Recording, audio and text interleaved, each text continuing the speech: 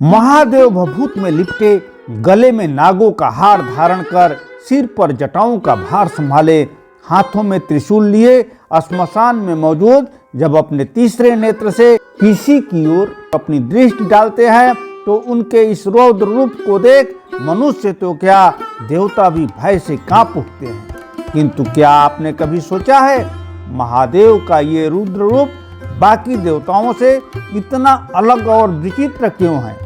और जब सभी देवतागण स्वर्ग में रहते हैं तो भगवान शिव ही क्यों श्मशान की भूमि पर निवास करते हैं? इन सब का उत्तर भगवान शिव ने खुद दिया है, जो कि हम एक कथन के माध्यम से जानेंगे। तो जुड़े रहिए इस वीडियो के अंत तक।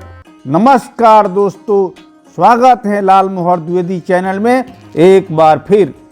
महाभारत जो एक महाकाव्य है, इसकी अनुशासन पर्व अध्याय 141 में वर्णित एक कथा के अनुसार देवी उमा द्वारा पूछे गए सवाल के जवाब में भगवान शिव ने शमशान में रहने का राज बताया है। चलिए हम भी जानते हैं। पहला सवाल, देवी उमा ने शिव जी से पूछा, आपके लिए स्वर्ग लोक में अनेक प्रकार के सर्वगुण संपन्न निवास स्थान हैं, इन सबको त्याग कर आप श्मशान में कैसे रहते हैं? श्मशान भूमि तो केशों और हड्डियों से भरी रहती है। उस भयानक भूमि में मानव की खुपड़ियां और धड़े पड़े रहते हैं, गिद्धों और गिद्धड़ों की जमघट रहती है। वहां सब तरफ की ताएं जला करती हैं, मांस वसा और रक्त की कीच सी मची रहती है, बिखरी हुई आंतों वाली हड्डियों के ढेर पड़े रहते हैं।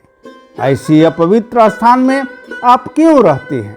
शिव जी ने कहा, हे प्रिय, सदा पवित्र स्थान ढूंढने के लिए सारी पृथ्वी पर दिन रात विचरण करता रहता हूँ, लेकिन श्मशान से बढ़कर दूसरा कोई पवित्र स्थान मुझे कहीं नहीं दिखाई देता।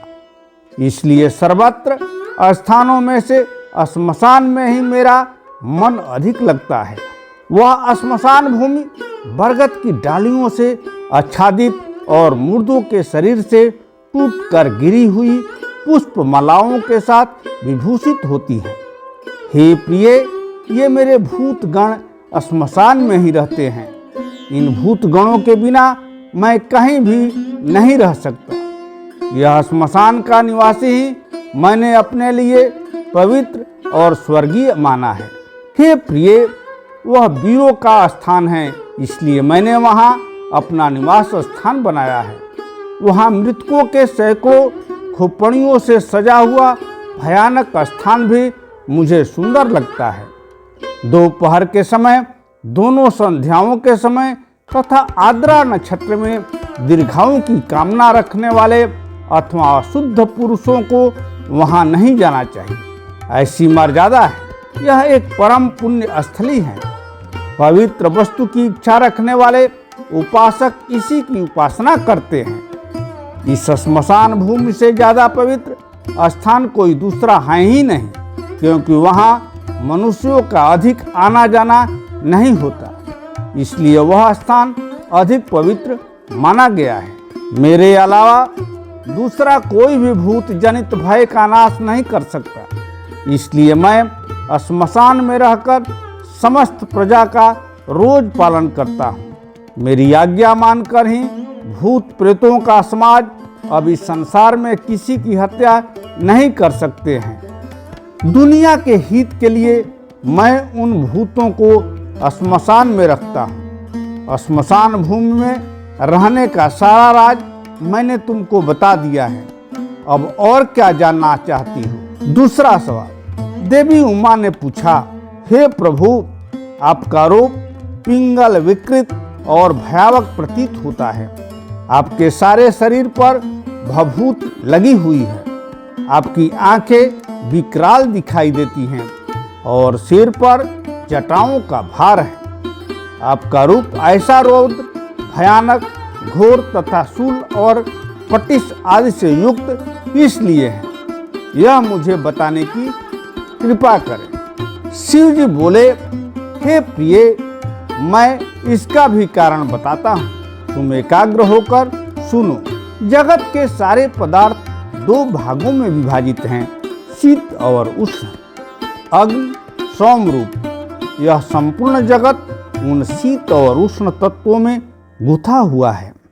सौम्य गुण की स्थिति सदा भगवान विष्णु में निहित है और मुझ में आग्नेय तेजस गुण निहित है। इस प्रकार इस विष्णु और शिव रूपी शरीर से मैं सदा लोगों की रक्षा करता हूँ। देवी, ये जो विकराल नेत्र से युक्त और शूल पटिश से सुशोभित भयानक आकृति वाला मेरा रूप है, यही आग्रह है।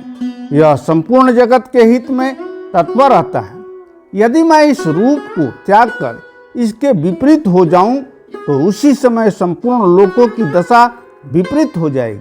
हे देवी, इसीलिए मैंने लोक हित के लिए यह रूप धारण किया है।